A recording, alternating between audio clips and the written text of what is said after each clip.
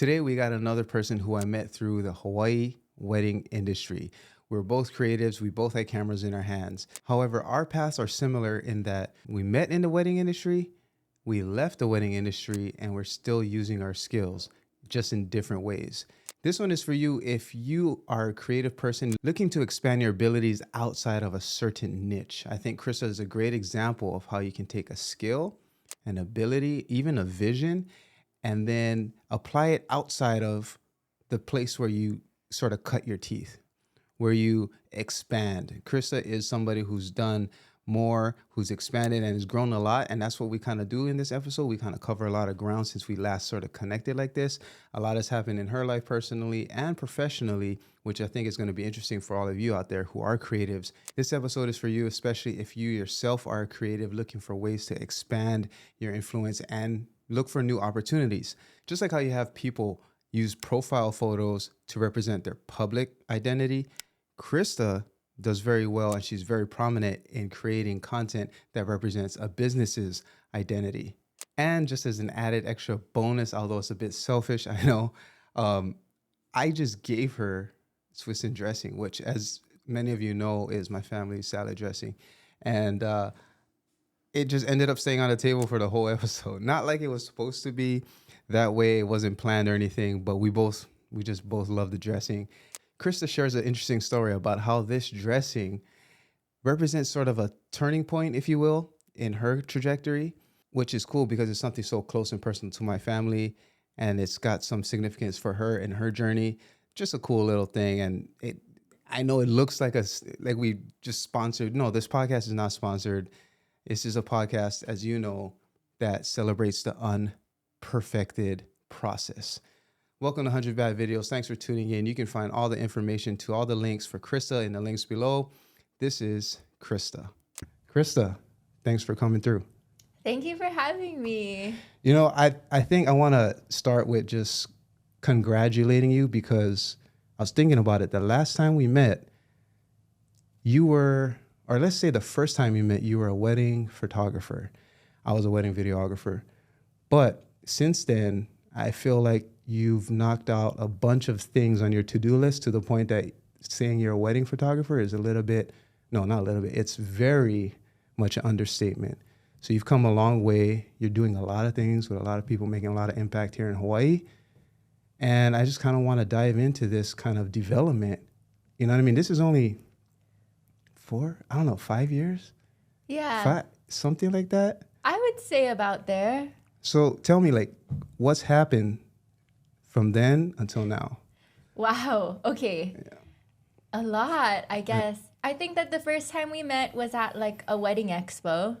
And it was when I was doing wedding photography with Vivid Photos. Shout out to Belmino. Yeah. And then love them and super grateful for everything that they've done for me. So I worked with them and I really looked up to them as business owners and they taught me a lot. And then from there, I transitioned into being a full-time photographer on my own, doing more so commercial photography and shooting campaigns and things like that.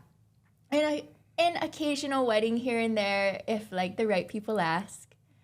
And then from there, I transitioned into also doing website design. Some of my clients from the commercial photography side one client in specific, Nicole of Local Cocoa Aesthetics, asked me if I did websites after I did a couple shoots for her. And I was like, well, I haven't done it professionally, but I've made some. For my previous job working with the weddings and family photography stuff and then my own. And I'm like, I haven't, but I feel confident I could do it for you. And she's like, okay, I trust you, Crysta. Go. And that was just the first site that I did. I was super stoked on it. And after that, another woman, Julie of JB Salon and Indulge Spa, hit me up and I did hers and it just kind of snowballed from there. So I guess wedding photography. Yeah. Campaign photography. And then now website design, graphic design, and the photo shoots mixed in. Kind of an evolution, right, of skill. And so you weren't actually looking into web design as something you wanted to do. It's something a client asked you, and then you're like, let me try it. Is that right? Yeah. I guess before the weddings too, I used to do like more so shoots for businesses, lots of like swim stuff. Wait, I asked you to shoot for Swiss In too. Yeah, That's we right. did that. That's right. Was that? No, that was you. That's right. That was, I forgot what year that was, but that was in Ko'olina, I remember. Mm-hmm. And then I remember that's actually the first time I thought like, whoa, she does more than photos, because you're like, oh, in my head, I'm like, business owner with a need, someone can fulfill it. But then you went beyond that and said, oh, I can get a couple models too, which I wasn't even thinking of. But then once I heard it, I was like, of course, please, right? So then you kind of like solved you over-delivered on my initial ask. And I remember how I was like, oh, that's what I should do as well in a lot of ways. So I kind of like took that play from your playbook, if you will. I appreciate that. And I'm super grateful to work with so many awesome models here. So it's like a win-win, I feel like, to be able to get them work and also work with cool people that I like, and to be able to help my clients in that way. And something interesting that you bring that up, that shoot was actually like my second booking since going full-time on my own. So like, you don't even know how much that meant to me. Really? Because, when you transition to like full-time, it's freaking scary, and you're like just praying for the best. Yeah. So like, you signing that contract and like booking me for that like meant everything to me. Well, I was like, I needed it. And for once on my end, like, it's cool to hear that you sharing that. That was your second one after you took the leap. And I think we've talked about taking a leap before. It's something that we visit a lot with a lot of people who come through on this podcast, is like that leap of leaving regular, predictable money for a question mark, right? We don't know when, we don't know how much. We don't know if we're going to have to haggle, if we're going to negotiate, if it's going to go well, if we're going to get screwed over, all of that stuff, right? I think we're at a little bit advantage because we're in Hawaii. So it's like, if you screw over me, people will know, right? That reputation, that word of mouth is like exaggerated, exemplified here on the island, literally. But that moment for me was like, I switched gears in my head from shooting weddings. I think we were both like happy that we left the wedding industry. No shade on the wedding industry. I mean, we could talk that ish about the wedding industry if you want, because we met there, but then we both left. And part of the timing with my departure, it was like a slow departure, but was because of the salad dressing. So the salad dressing put me in this like, my gears in my head changed from, basically B2C, more or less, to B2B, right? Because now I'm selling retail. Now I'm selling like pallets. Now I'm ordering stuff. So I'm like ordering things from the mainland, doing this, and then selling it here. And it just felt very like out of my league. And so in that moment, I felt like, oh, well, this is a good opportunity for growth, to do something I'm not used to, and to do something that I'm motivated to do because it's my family recipe, right? But it was very much out of my league. And so I made those kind of concessions to be like, just do whatever other people are doing in this kind of arena and figure out how it works. And part of that was just trusting someone else. Like, just trust you, right? I'm like, dude, I could try and do the photo and video. I got the gear, you know what I mean? But I was like, just trust someone else. Give someone else the control. And so that was actually a big turning point for me too, because I was like, I know I could do it. Everyone, the DIY mentality of a like founder / business owner / I registered an LLC 2 months ago, and now I'm in business. Like, I'm gonna do everything. But I let it go. And it's crazy how it kind of connected to you in that moment. We almost kind of parallel-ish. Yeah. I know I'm kind of uncle status compared to you, but that reminds me, another thing that changed, congratulations on your marriage. Thank you. And I remember I sent you something, which was actually Japanese, like a Japanese food thing. Full circle. From the Swiss, and I had a P.O. box, right? And since then, I've handed off to my cousin, who's doing an amazing job. But when I had to like close my P.O. box, I saw like a return package with all this expired Japanese treats. Okay. I was just thinking, wait. And I was like, no memory of this. Yeah, no, because it never got to you. Okay. It never got to you. I was like, fuck, wait, Yeah. what are you talking about? And me too, I was like, where? Like, I thought she would say something, but I found out why, and that's, now we know. Okay. And because of that, I was like, oh, you know what? It's funny how this kind of ties in together. Got to shout out the dressing.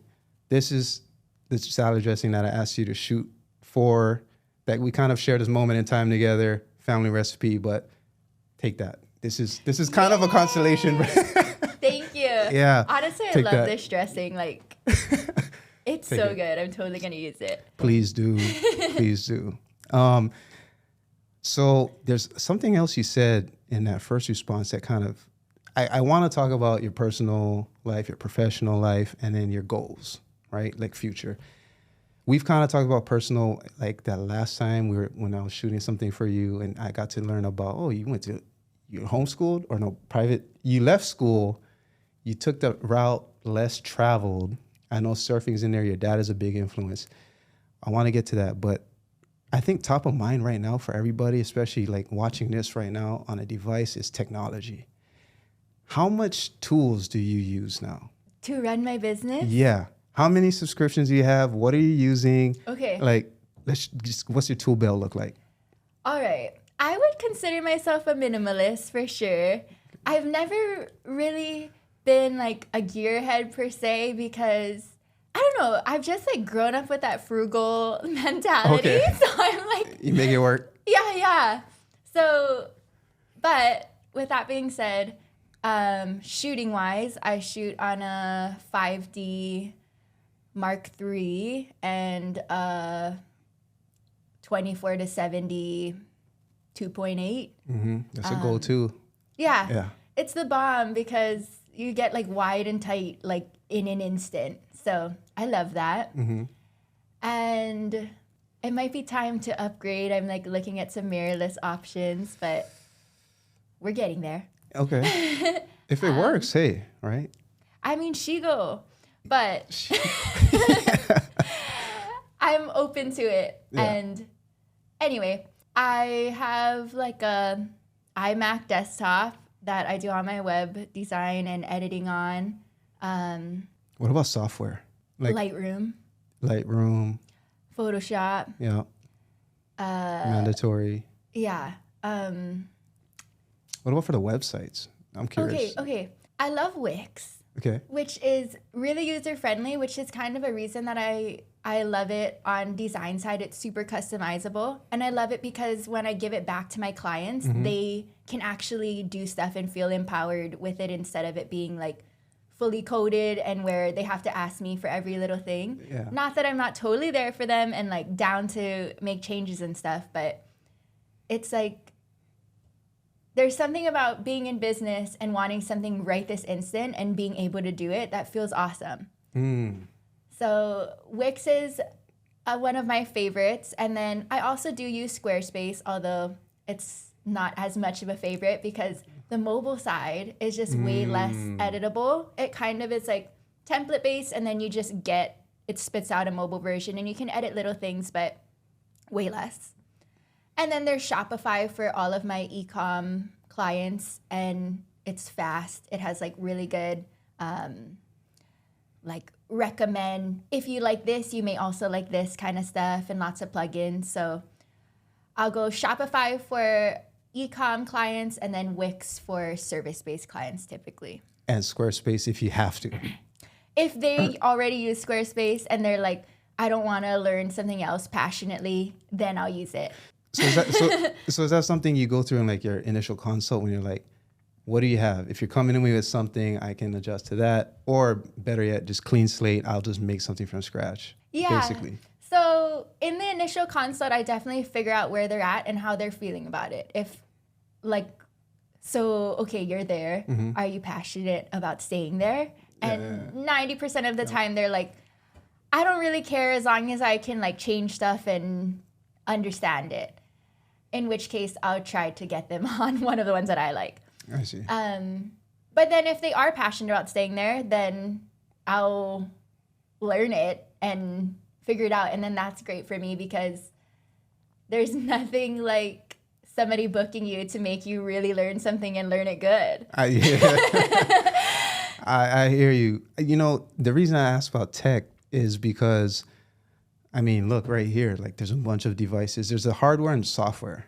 And I think a big overlap of what we do is we're solving problems for other people, other businesses more than other people, right? Mm-hmm. Because we're helping them set up their point of sale, their online store, not all, but a big chunk of their marketing content, sometimes maybe even like the whole brand package, but then it's never just like a one night stand type of thing.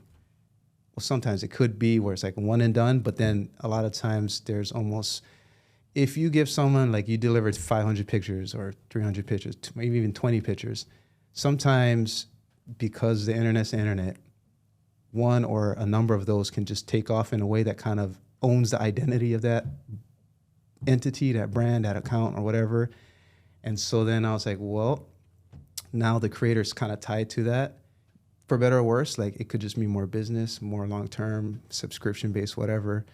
But I feel like what you're saying is you're empowering the business owner to make the adjustments as they see fit, but you're also leaving that door open to continue servicing them. And I feel like, okay, this is a little bit of a challenge maybe for you. I told my friend Tom, I don't know if you know Tom. Tom, he's a photographer too. I always tell him he's a young mid-20s photographer, very, very good at what he does. I'm like, yo, you're going to be out of a job. Like, I say it lovingly, if you're watching, Tom. I say it lovingly, but also like, you know, there's a kernel of truth. Even myself, I consider all of this stuff. Like, I imagine like an hourglass every time I look at a piece of equipment or some kind of tech.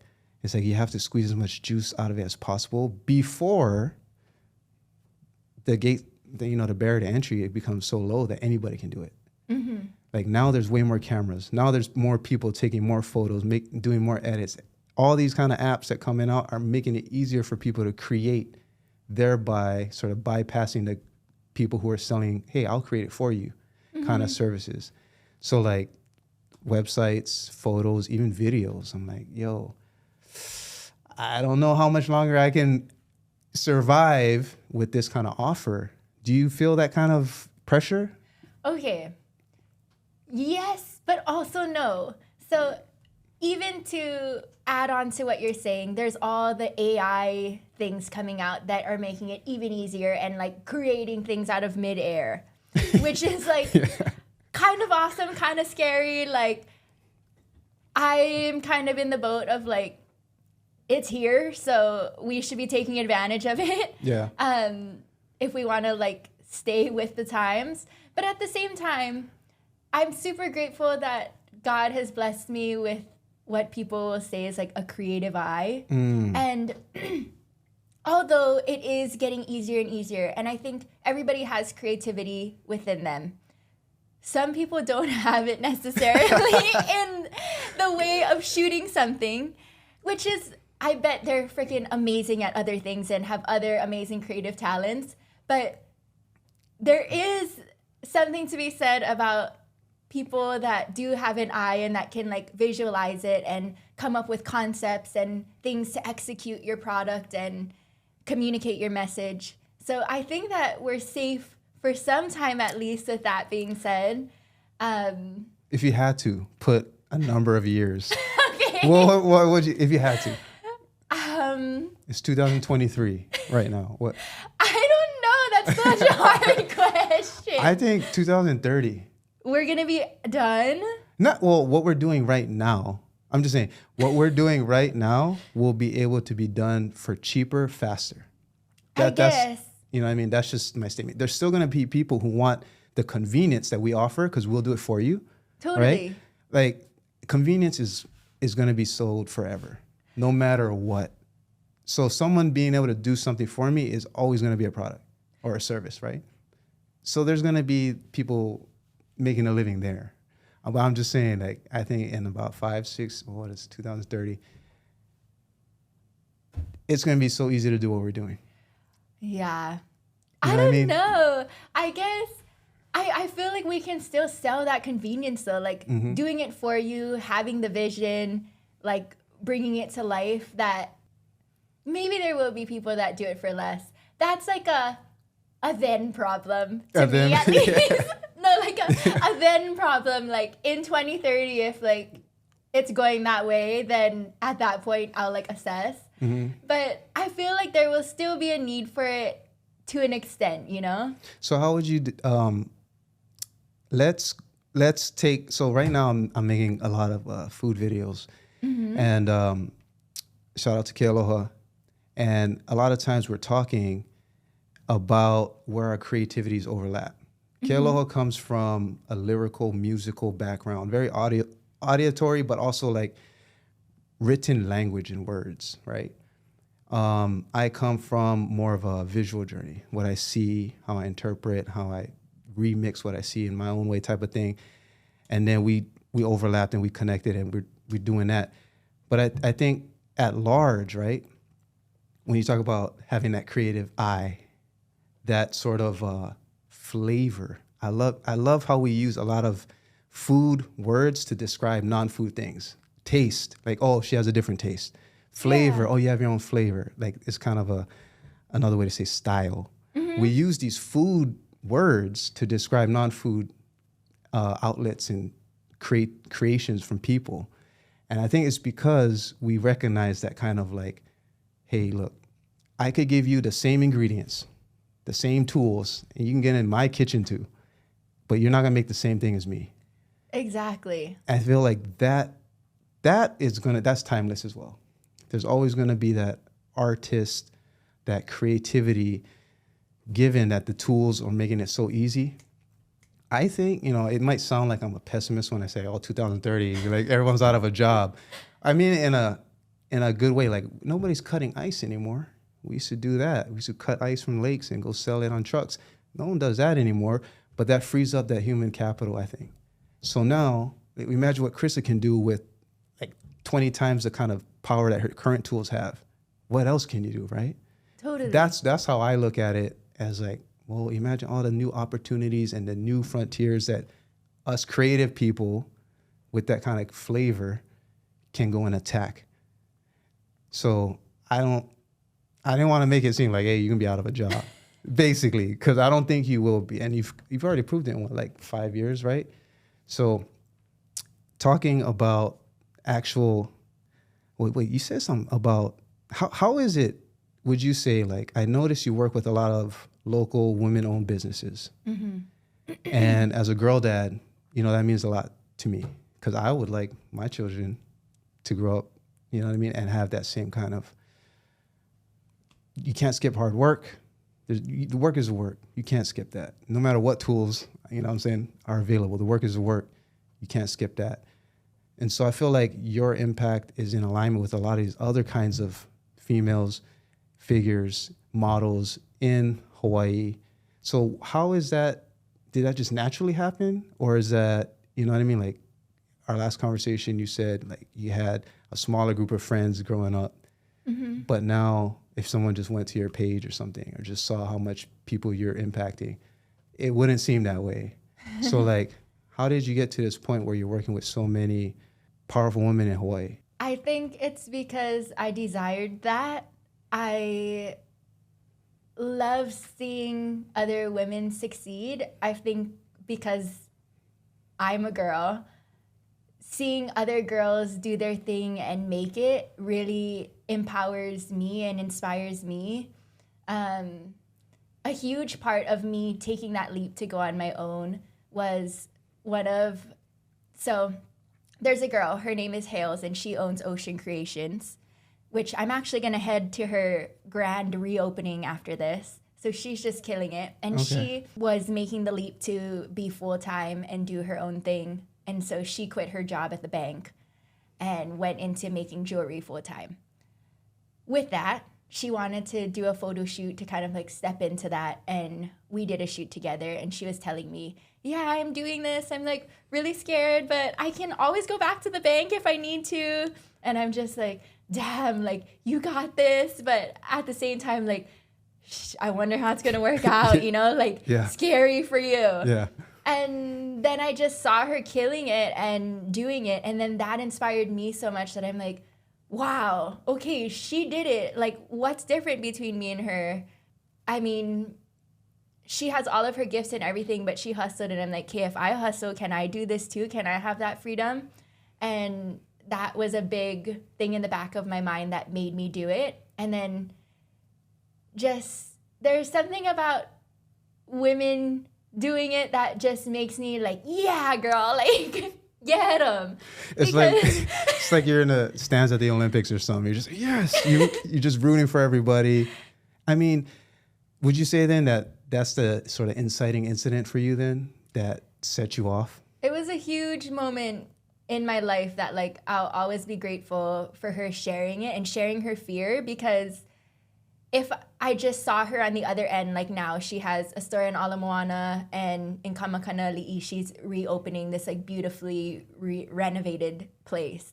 It's like, it just makes you feel so apart if you're kind of in that beginning phase. But getting to see her be like, I can go back to the bank if I have to, and have that fear, and then her overcome that, it was like, dude, there's literally no difference. Like anybody can do this if you put your mind to it and you have the right mindset and you hustle and believe and go for it. Well, what would you say is the effect of you were there like in person, no cameras on kind of thing, and you were there to see that vulnerable part of her, and that's what gave you the power. So like, why isn't there more depiction of that kind of vulnerable, you know, like that human side, the non-polished, non-prepared, non-ready? You know, we've spent enough hours behind the camera to know, right? Like how it is when it's like, you ready?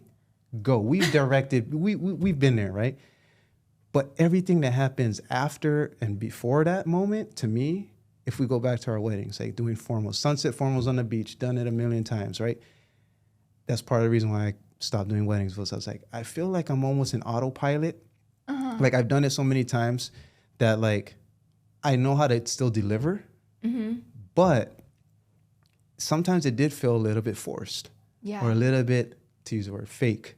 And I felt like those aren't the exact moments that I remember from this day, that I remember from this couple. And those are the actually, like, I felt like they had more value and they had more stickiness in my memory. And so these kind of unspoken, unrecorded moments, these unpresented moments, I think are where that's where all the juice is. But we don't, I'm guilty too, because I don't like put that out there. I mean, this is one form of doing that. It's kind of like why I want to have this kind of format where it's like, be a little vulnerable. Share the fear, share the mistakes, like share the unpolished, unfinished work that you're doing. I feel like the reason is because when there's cameras pointed at you, you're immediately like not as comfortable, and like those true moments don't come out as much. I think that for you and I, we have some experience talking in front of the camera, so we're a little bit more natural. But for most people, once there's a camera on, it's like, now you're not like normal, really. It's like crazy. As normal. And then and I totally understand. I remember like there was a point when my first time basically talking on camera, like going into it, I'm like, yeah, this is gonna be cool. Like I got it. I totally know what I'm gonna say. And then we start and I'm like being weird as hell. And I'm like, it is hard. But and then the other part is like that vulnerability, like that situation with my girlfriend that owns Ocean Creations. It's like there's also time between, you know? It's like to be like vulnerable and be like, I'm quitting my job, I'm so scared. But then it's like, you're not gonna put that out and then you didn't do anything yet, you know? It's like, I mean, it would be cool if people, that would be so awesome to document, like, okay, today's the day I'm quitting my job and I'm like freaking out and this is how I'm feeling, and then like record again in like 6 months down the line when you're like got some traction. But I feel like that's just the last thing on your mind in that moment. in the moment, it's something I try to do where, you know, I'm not like, you know, it's weird because now it's like agnostic, spiritual, religious, whatever. I try and think of in terms of like, I just think of time as like back then, like I think 10 years ago, Kenji, I think 10 years from now, Kenji, I think right now, Kenji. Mm-hmm. And I kind of talk to myself. There's 3 Kenjis in my head. It sounds like I'm schizophrenic. I'm not. But I think about it that way because you said time. And so when you think about like, oh, okay, time-wise, how you say your name? Hales. Her name is Haley. Okay. Hales made the decision to leave the bank. But that decision moment in time and like where she's at today, opening the second newly renovated location in the newest, biggest mall on the west side of Oahu, Hawaii, right? There's a lot of time in between that. And so like when you think about it in that term, like, okay, just in X amount of months, X amount of years, I'll be there. If you don't do that, it's hard because then you're just going to be in the right now person. And then it's even more scary because you're like at the cliff. Or as a matter of fact, maybe you jumped off and you're falling. You're like free falling. What you said, like, oh man, when you had this job, you were in the free fall mode. Mm-hmm. Like, I don't know, just question marks all around me, right? But then that time factor of thinking about it 2, 3, 4, 5 steps down, man, that helps so much. And then also, I think the other way, when you think about where you were 2, 3, 4, 5 steps back. Gives you gratitude. Oh man, super gratitude. Like, you know what? It's hard to see those small steps. It's like, you know, when we were talking about children earlier, but that's the greatest like time for me to have everything in relation to my children is like, I think of when the earlier question about like, you know, when do you think our jobs will be obsolete? I think about when they're in high school. What are they going to be learning? And so, you know what? Shout out to anyone who's in that free fall moment right now because you just made a decision and you're not showing anybody.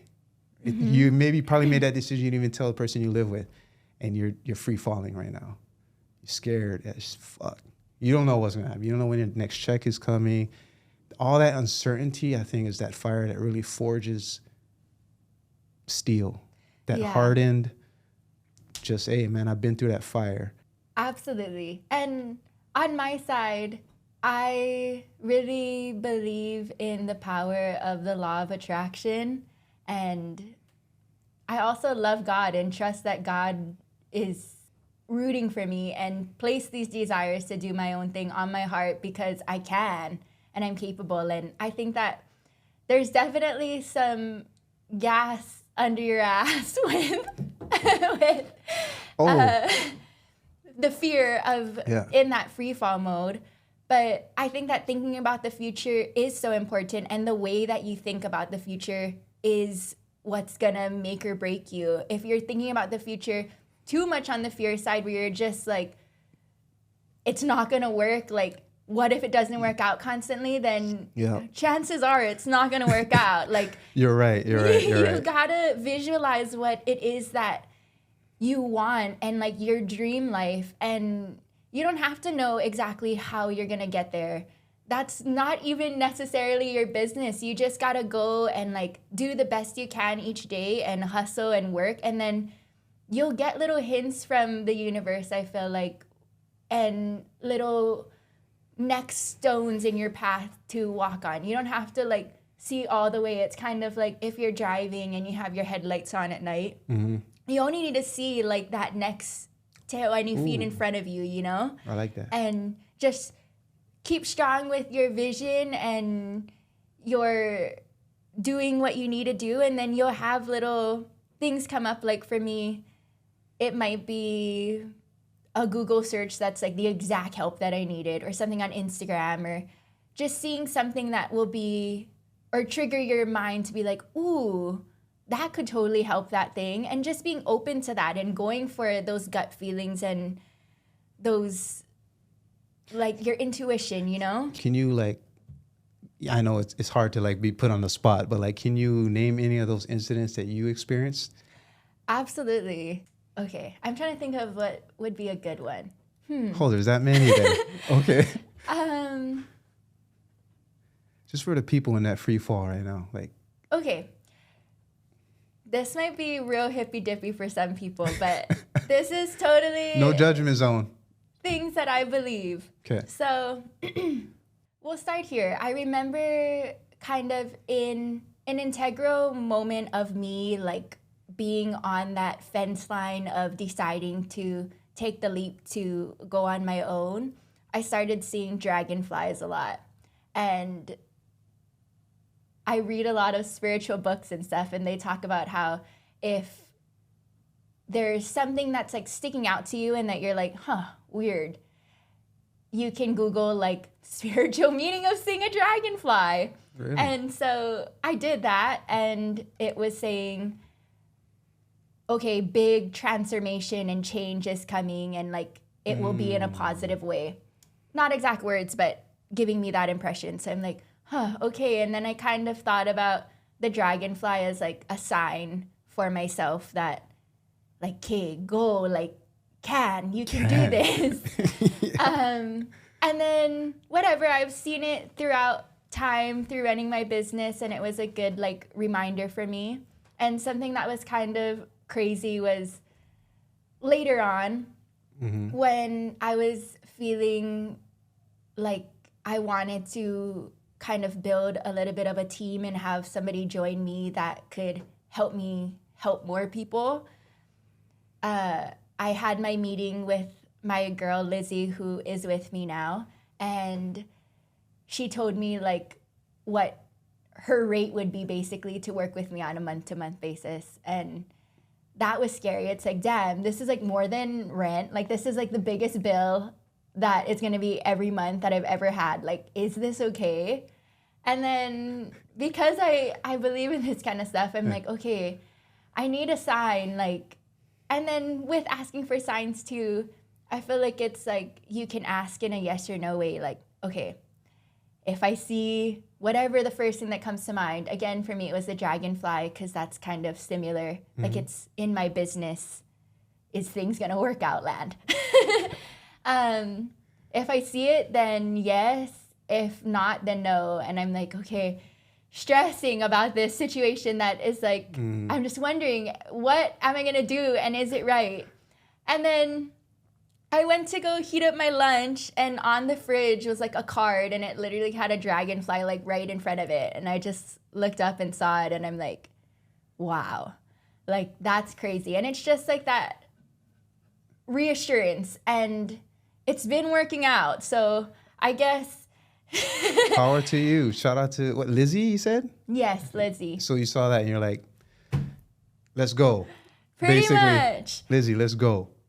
That same day on Instagram, I saw another like dragonfly within the next couple of hours. So that was like the second, like, going. And it has worked out up to this point, and I'm grateful for her. She's super awesome, and she does help me have the time to help more people, and she does a great job. And it's awesome too, because she will express her gratitude for getting to do what she loves now, and she like is out of corporate, which she was doing before this, and it's just cool. I'm curious because now you've basically got a team, right? And that's another kind of free fall moment when you're making that decision of, damn, am I gonna now be having this expense, right? And it's basically like we're familiar to being on the other side of that expense, receiving, right? Being an expense for another business. Yeah. But now you're the business with an expense, and you're the one saying yes or no. You got your method to figure out the yes or no. Is there any kind of red flags though? Like, those are affirmations, right? Do you also have the same thing for like, no, don't? Yeah. Okay. So Okay, circling back for 1 second. Yeah.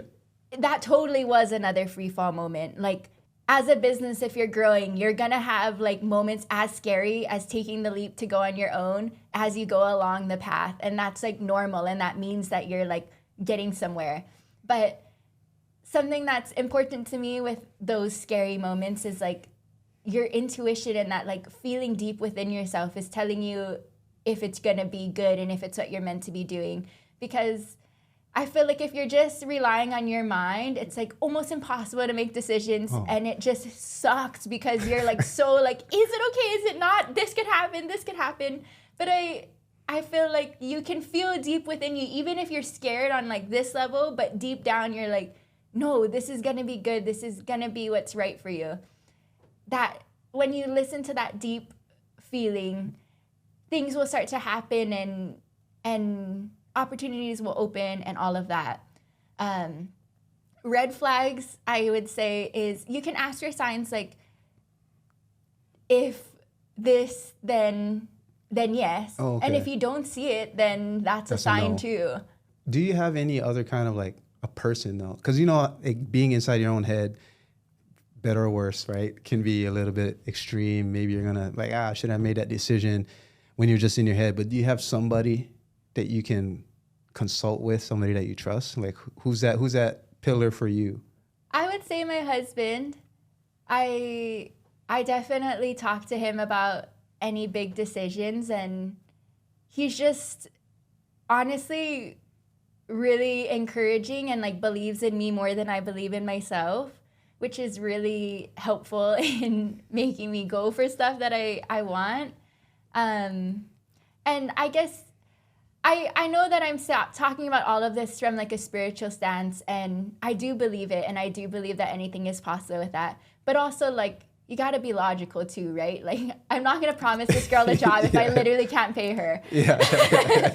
But yeah, I guess he's like kind of my sounding board and is somebody that I can tell my crazy ideas to, and he will be like, yeah, baby, go. You got this, you know? So that's good to have someone in your corner like that. Yeah. And you guys dance together too, right? We do. So tell me about that. So growing up, I used to dance hula and Tahitian. I joined when I was like 13 and danced for like 5 years, I think. And then I never thought that I would dance again after that, truthfully, like being an adult. But then when so my husband's from Tahiti. So when it was our wedding, I was like, I really would love to surprise him with like a dance, you know? And he's a dancer and kind of always has been. So I'm like, okay, this is my moment. And this is going to be my like final dance of like my life, because I'm done with this, but this is my last moment that it would make sense to dance, like, you know? The bride doing the dance for the groom. Yeah, exactly. And so I called my Tahitian dance teacher from before, and she choreographed something for me. And it was just such a beautiful experience learning with her and dancing. And it just really made me fall back in love with dancing. And so after the wedding, I don't know if you can tell with all my hippy dippy shit, but I love like being happy and doing things that make me feel good. So you don't have to apologize for that. That's you. Yeah. So I'm always here for something that's like I'm gonna enjoy. So I got back into dancing, and I'm really grateful for my group Tahiti Mana. Shout out Tahiti Mana. Yeah, and that they really welcomed me in, and they gave me the opportunity to kind of grow with them. And now we do a show every Monday at Vaikai, and I saw you. I saw you over there. Yeah, I didn't know. Yeah, no, I was like, wait a minute. And in your stories too, I was like, let me confirm. I went and I was like, oh, yep, she's here. Like that was, you jumped in, right? That was you. Yeah. Or at least the one I saw. I think it was like the last free show when you guys were still like that first like run of, not, I don't want to say figuring out, because you guys figured it out, but like I was at the, what is it called? The lineup? Mm-hmm. The restaurant up at the top. So the view was nice. Had this one auntie. I was like, oh, you're not even eating here, and you're standing right in front of everybody. You know what I mean? Everybody at the table was like, somebody gonna say something to this auntie or what? But she was just there recording the whole thing. It was cool. Like there was people on every like platform that could look at, wherever the eyes could look at it, there were eyes. And so we were like looking around this auntie. And she did leave like halfway. So we was kind of like happy about that. But I saw the performance, and then I remember you jumped in at the end.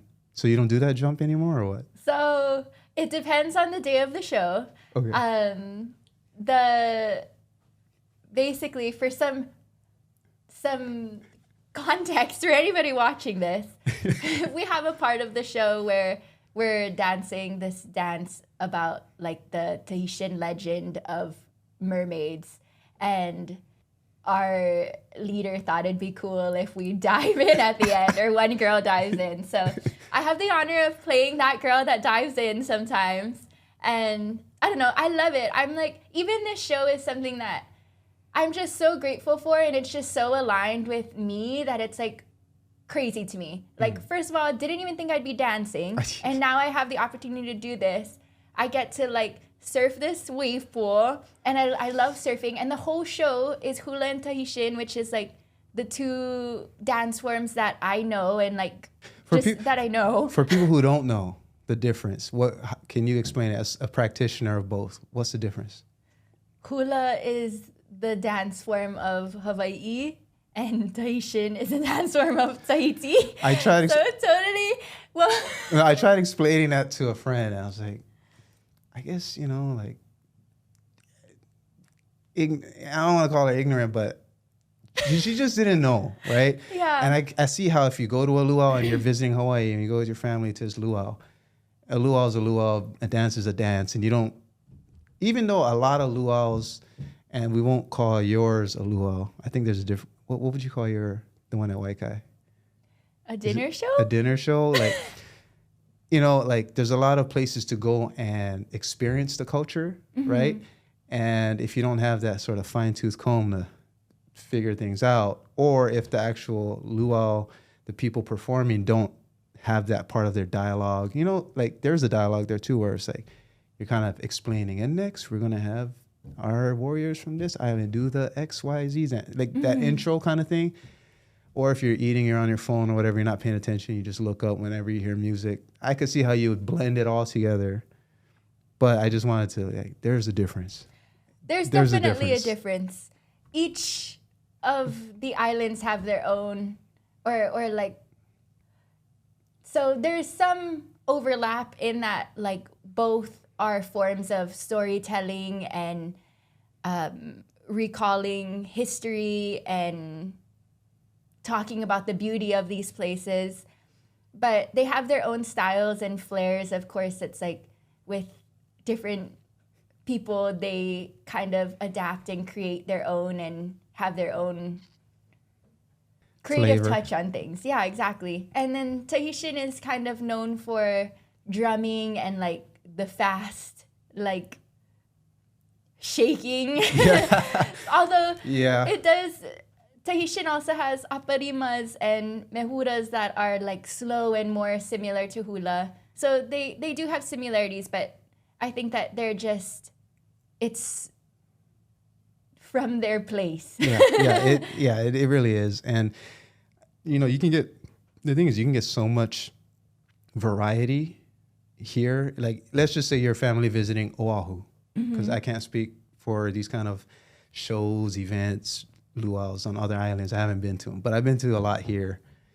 And surprisingly, like the one before, the one I saw where you were at, I took a friend who was visiting to Paradise Cove. The one I went to before that, again, family visiting. So we went to the one at Aulani. Okay. And then in my experience, like just growing up on the west side over here, like Jermaine's, I've been there as well. And then I know like all the hotels, there's a bunch of hotels with their own ones. Polynesian Culture Center, like, and then at weddings, there's like, you know what I mean?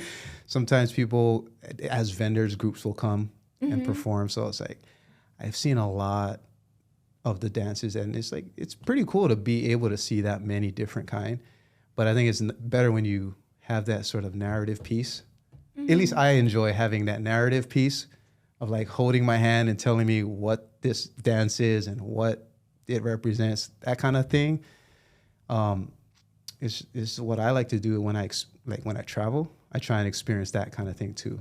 So when people are traveling here, it's cool that you're that person who's kind of making that, giving that opportunity to not only travelers, but local people too. Because over there at Eva Beach, I know there's a good mix of, what do you call it? Like residents is like a loose term, but people who are born and raised, people who have been living here for a while, and then people who are just here for like a week. Is there any kind of, when you're performing on stage, or in this case, in a pool, at the edge of the pool, what kind of like pep talk? I'm interested. Like I saw you guys staging area and stuff, but before a show, like what kind of words are shared in that sort of huddle before a show?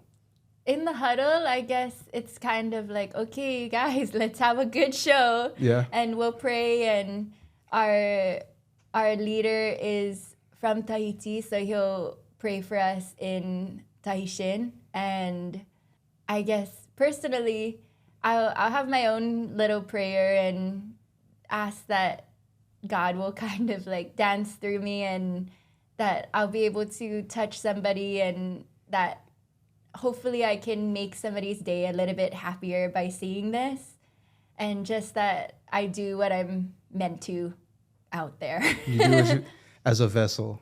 In some ways, what your work is, you're kind of a vessel too. Like you're kind of like carrying someone else's business or mission or campaign or whatever, and then you're producing something else.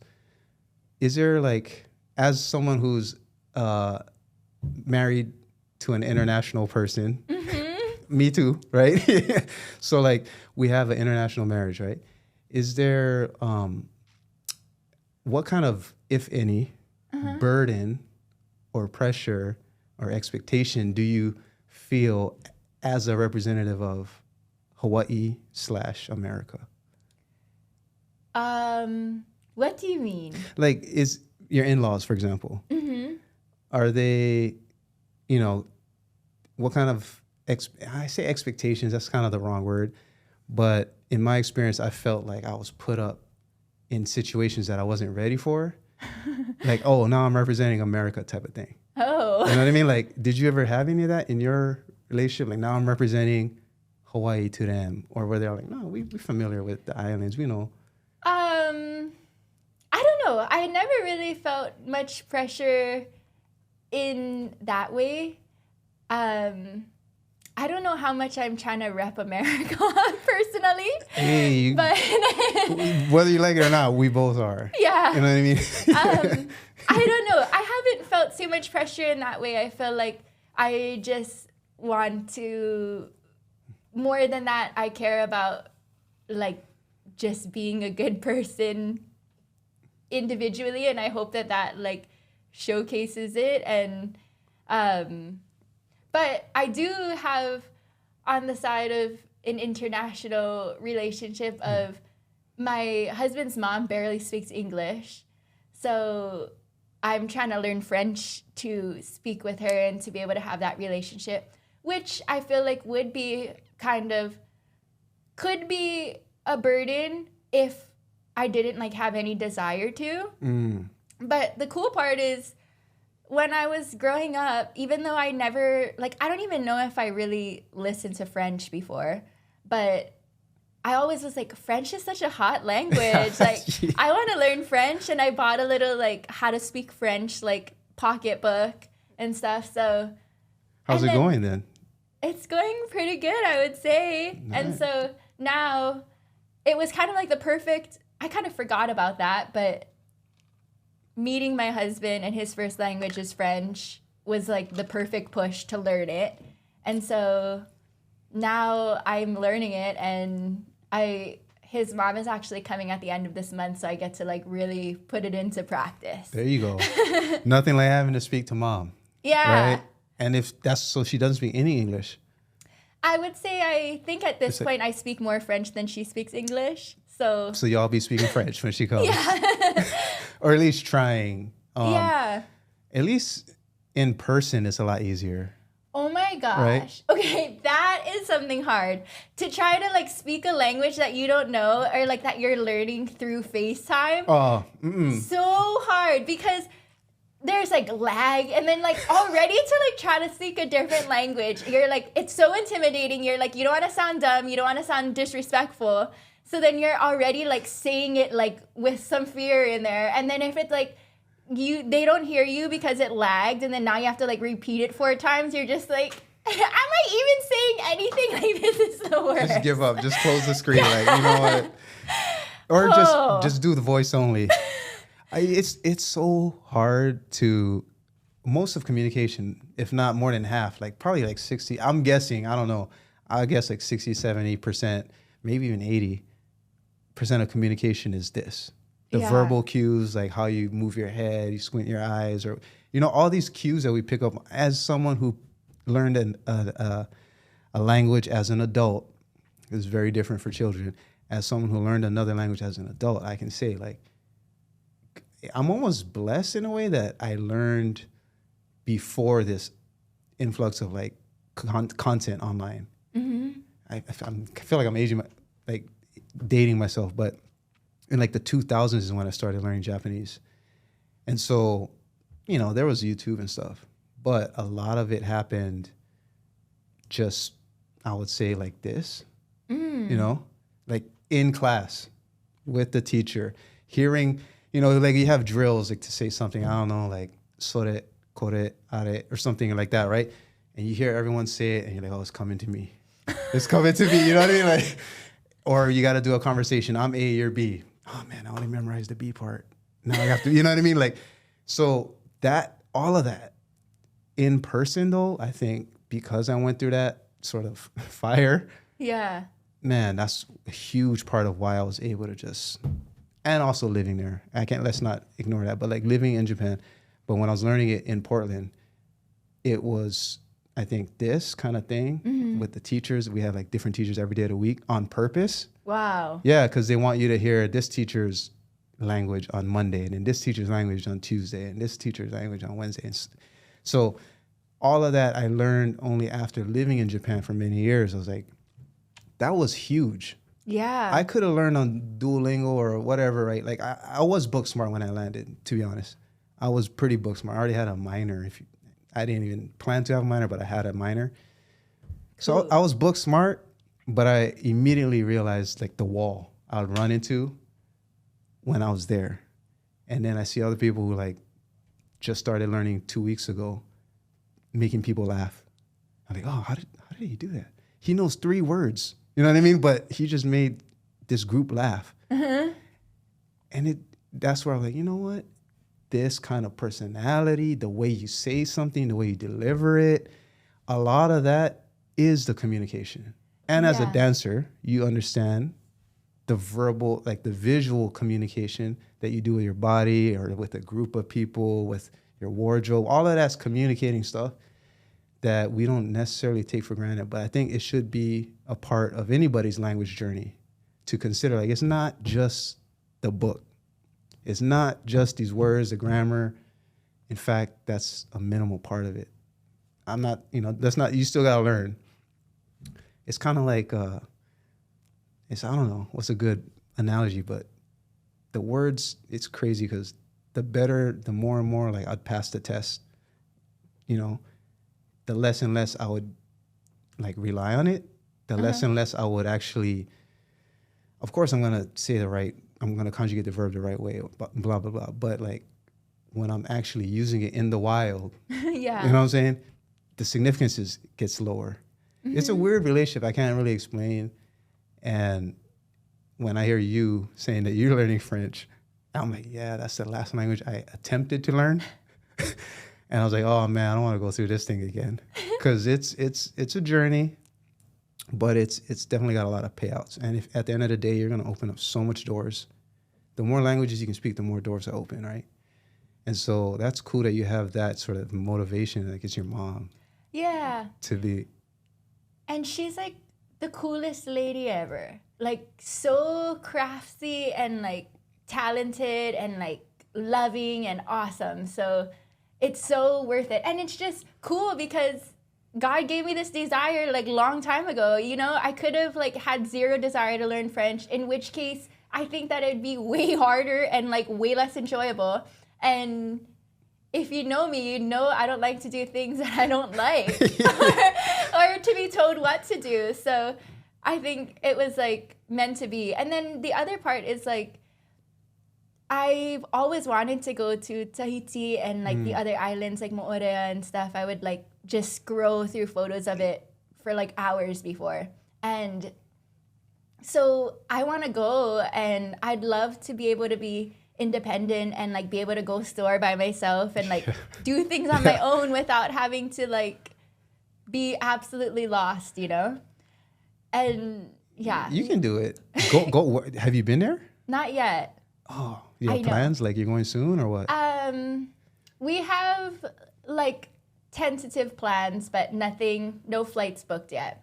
What? Yeah. What are you gonna do? I mean, obviously visit family. Yeah. But like, what else? Surf. No? Probably. Yeah. I'd love to. I just honestly would be down to like go to the beach every day and just bake and like just be there, you know? That's one of the places that's we think about too, I think. Because it's so, I mean, not to sound jaded, but we live on the most populated island. I don't know if in the Pacific, but definitely Hawaii. Mm-hmm. And sometimes it just feels like we feel that kind of island fever too. Of like, I want to go somewhere else. Secluded. Like, yeah, I want to go on a beach where there's not a bunch of sunscreen and cameras. You know what I mean? Like, totally. I feel that need too. And in my head, as an ignorant person, I've never been to Tahiti, right? But I think, I could find that in Tahiti, Fiji, Tonga, like all of these islands I do want to visit. And that's cool that you get to go. I'm looking forward to those pics. I'm sure you're going to take your camera. Yeah, we'll see. Okay. I think so. Family portraits. Yeah. Yeah, you're so right. I will do that. I mean, it's funny because I'm supposed to be in Japan right now. Okay, yeah. Why not? So, my dumb ass. Are we not getting into it? No, it's okay. I got roasted by my whole family. Like, basically, you know how like the last 4 years feels like 1 year? Yeah, your passport's expired. It expired. Like, when I looked at it the night before, I'm like, okay, yeah, Japan, it's been 3. I'm like, getting all like happy. The kids are like, yeah, Japan. I'm like, yeah. And I pick up my passport. I should have done this way before. Yeah. I pick up my passport. In my head, I'm like, you got 10 years on that. You know what I mean? I look at it and I'm like, July 7th, 2023. It's July 3rd, okay? It's like 11 p.m. July 3rd. I'm like, you know how you just keep reading something? Like, maybe it'll change, yeah? I just kept reading it like, what's that really mean? That feeling of like having to tell your wife is like the worst thing ever. I was like, I have to tell her now. No, I thought about like just letting it like, playing dumb at like immigration. But dude, no. I thought about it. I was like, what would happen? What would they do? I'm like playing all these different scenarios. And I'm like, this is some shit I would have done if we didn't have kids or if I was like single, like a solo traveler. Okay. Maybe I'll chance them. Maybe there's some kind of like thing I can do at immigration there. Yeah. But then I started thinking, it's going to be like a red-eye flight for us. So when we arrive, it's late. They're going to be tired. And if we get stuck, we had a connecting flight. So it didn't make sense at all. Like we would have to leave immigration, get our bag, and then go back on a domestic leg for that last part. And I was like, nah, there's too much moving parts. And if we have to wait in some room because of my dumb ass, like. For sure. And like the guilt you're going to feel because you knew. I know, right? And like, I didn't know, babe. Like, and the lying, like, no, it's all bad. That's why I did it. Okay, good job. But I thought about it. I had to run the I had to. You know, it all happened in like 2 minutes. Just quiet, just reading it over and over. And like, I could Google. I did. I Googled all the things that like the rules, and it's July 3rd. So I'm like, July 4th, nothing's going to be open. All these like federal branches, like, oh yeah, really? I picked, basically I got roasted by my family in Japan who was expecting me to be there. Like I had to get my international driver's license to like drive the car that everybody's going to ride in, and like, hotel plans, bad. rental. I will not live this one down, probably forever. So check your passport. I know it's 10 years. Like you get it, it's good for 10 years. But 10 years goes fast. Oh, especially the last whatever. Like everything seems like pre-COVID, post-COVID. It was 2023. That was like 3 years ago. But it feels like that was last year. See, it's not my fault. Nah, it is my fault. Like I'm gonna own that. Check your passport early. There's still a chance. There's like an expedited thing that I could do. I have an appointment, so like wow. So you could maybe I like could go salvage. now. I could go. I'll basically go at the end of the trip, and just anyway. It could, you know what I'm saying? Like I sulked for like a week because I'm like, this is okay. You brought this up. And the cherry on top is we were going because it was our youngest daughter's birthday. Oh, so we're having like the birthday in Japan. Yeah. Oh, I missed past tense. I missed it because I was on FaceTime when the cake came out. But come on, like anyway, get your passport. Yeah. Check your passport. Check all your itinerary travel docs. Use me as an example. Like don't do the Kenji. Don't do the Kenji. Man. Anyway. What Netflix documentaries are you watching? Oh, interesting. Because I did a lot of Netflixing while I was sulking. But or what's your go-to? Like what are you watching? YouTube, Netflix, Prime, Instagram? I guess I watch a lot of YouTube. I don't know. I don't have like a go-to at the moment. On Netflix, I like All American. What is that? It's like a football, like high school, college football, like love action. Like it's a CW show. That's your kind of jam then? I don't know. That was one that I liked. But then I also like audiobooks. And I listen to a lot of audiobooks on like spirituality and mindset and that kind of stuff. And then on YouTube, I like to listen to like stupid podcasts. Stupid? Is that the name of the podcast or are you just me in general? Well, the ones that I choose are talking about dumb stories and stuff like that. So the one with like those guys, they talk about like ghost stories and stuff? I don't know. Like I like dating stories and like just stupid situations and predicaments and that kind of stuff. I always like getting recommendations. Okay. You know what I mean? Like either audiobooks or whatever, YouTube. How many hours a day do you think you spend on your phone? Curious. Like all of the moments stuck together, maybe like 2 to 3. 2 to 3 hours? Yeah, I don't know. That's a hard question. I say that not knowing what mine is, but I'm just, like curious. Oh, that's why I was asking about Netflix, because I just saw I think the first of 3 of documentary on Kanye. Okay. I heard that's good. I was like, yo. Yeah, I like it. But in general, I like, because what we were talking about earlier, like you don't see like the time part of a journey. Mm-hmm. We see the medals, the trophies, the finishes, the wins, the nice picks, but we don't see all the moments in between. Yeah. And I feel like that's why I love documentaries so much, because that's what they're all about. Totally. In a sense, right? Even if it's just a voiceover narration or like an interview talking head, you're filling in those moments that are in between all the ones we know about. The Grammy win here or the big hit here, but everything in between. And I feel like that's why I don't know. I kind of like documentaries explained, or yes, explained. Things that you feel like when you're done and you hit power, you're like, I'm better now. Yeah, you learn something or you're inspired. Not necessarily like, oh man, now I got to get back to work. There's that escape factor too. But anyway, how would you say you, as where you are right now, what would you say is something that most people don't know about Crysta? Oh, you're hitting me with hard questions. Oh, I mean, something that people don't know. I just learned about the dragonflies for you, but like, what else?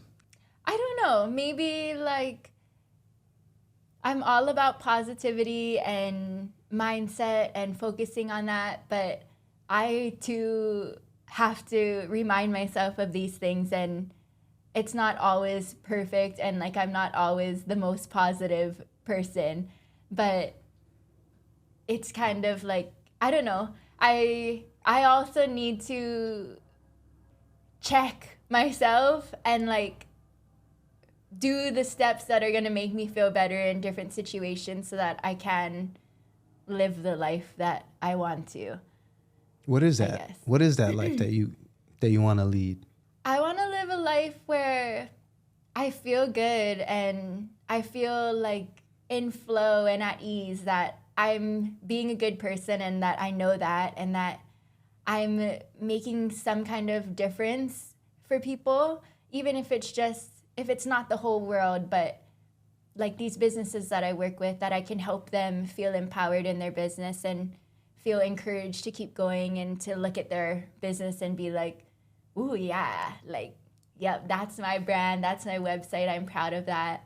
And that I can just like live a life where I feel good and that other people can see that life can be good. I feel like lots of people are just going through the motions and might not really be so happy or think that it's possible or that they can do what they really want or have that life that they dream of. Like, it feels really out of reach, but I just really believe it's possible for everybody. Like, any desire that you have, it's there for a reason and you're capable of doing it. It's just a matter of going for it and believing in yourself and being positive and having that right mindset and taking action on it. Like, you can. And I feel like not feeling good is so like publicized and there's so many things about mental health and stuff, and those are all real things. I'm not saying that, but I feel like there can also be more light in this world and goodness, and you can feel good, and feeling good can be easy sometimes, you know? I just hope that anything that I do, people can, that not everyone, but if I could just help one person feel like, like I'm allowed to just do what I want to do and I can like be happy and do what's going to make me feel good, then I feel like all I want. I'm wondering, because what I'm hearing, and like, correct me if I'm misinterpreting it, but what you want is to give that stoke that you yourself feel, that you yourself embody. Maybe perhaps you can even attribute back to hell, like the way she made you feel is like, I want to sort of be a conduit, that same feeling I felt, I want other people to feel. But is that coming from a place where, like, in the past you didn't feel happy? Yeah. You didn't feel good? You know what I mean? For sure. I think in my wedding photography time. Yeah, talk that shit. Yeah. And like, this isn't to say that it was like specifically like the weddings and I'm grateful for that time, and I'm grateful that I got to work with Vivid Photos and everything.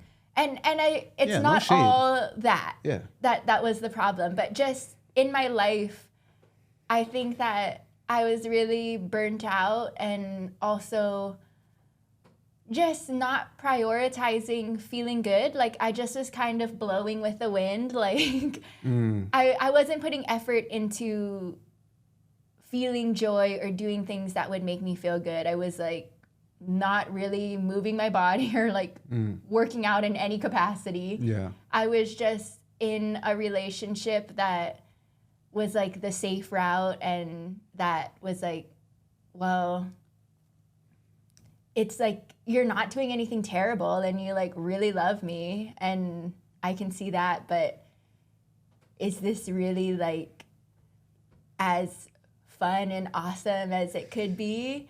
And I don't know, just everything. I just was kind of like going through the motions and just like accepting it, and it kind of brought me to a place where I just was really, really unhappy, to the point that I actually like sought to go to therapy. And I don't know, I feel like I was like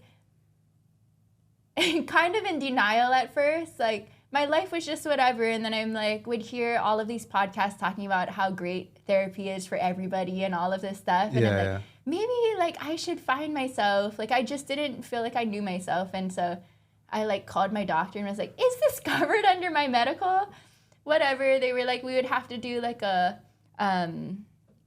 like we'd have to see you and talk to you and then they'd decide. And then I'm like in there crying and I'm like, am I actually not okay? Really? So yeah. Oh. Well, shout out to you for making that. Did you make that decision yourself, or maybe you talked to your family or something about going to get help? I think I made that decision on my own.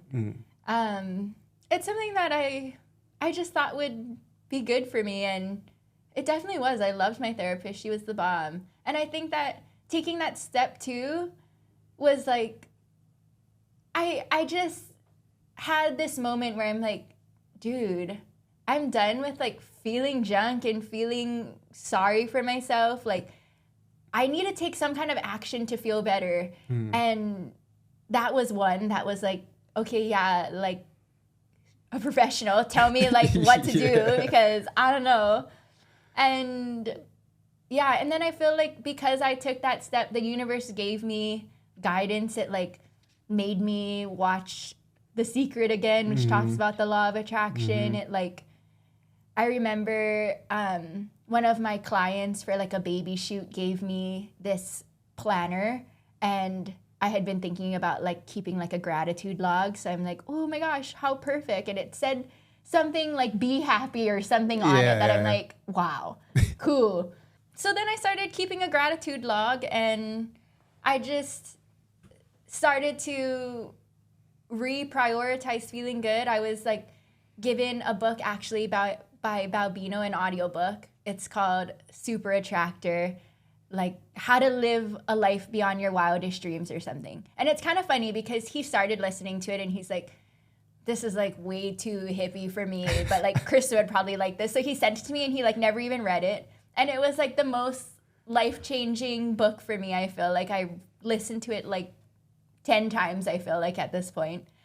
And it just kind of gave like actionable steps in there of how to be happy and how important like having fun is. And when we feel good and we have fun in our life, we're in flow and we'll bring in more abundance and we'll bring in better ideas and we can work better because we're inspired and all of these things. So when you say flow, what kind of hacks do you have? I think we're all familiar with flow. And first of all, how would you describe, like if you had to write a definition of flow, how would you write that?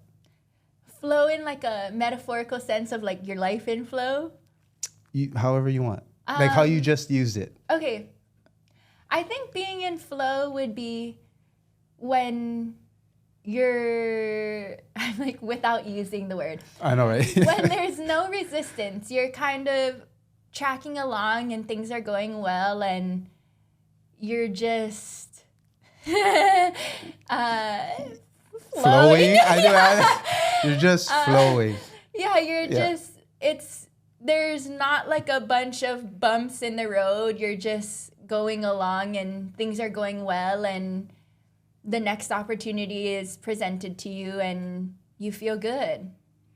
Interestingly, so I had a minor in Japanese when I graduated, but my major was psychology. Okay. Which is like the random, I want to go to college, but I don't know what I want to do. Psychology, that was my process, right? Okay. I want to leave Hawaii, and that's only going to happen if I get a scholarship and go to mainland, look at this application, psychology. That was my thought process. But once I actually went through like the first year, second year, I was like, oh, pretty interesting. And we went through the idea of flow. And so I actually wrote a paper on it. Oh man, whenever that was. And it's funny because I didn't read the book. Okay. We had to pick a book. We had to pick a psychologist. Mine was Mikhail Csikszentmihalyi. He's the one who I think is credited with fathering that idea of flow, or at least coining that term. I could be wrong. But that's the first time I heard of flow, was in this book I had to read, which is like this thick. And, I did my Campbell High School kind of things, which at that time was, I'll figure it out without reading all these 500 pages.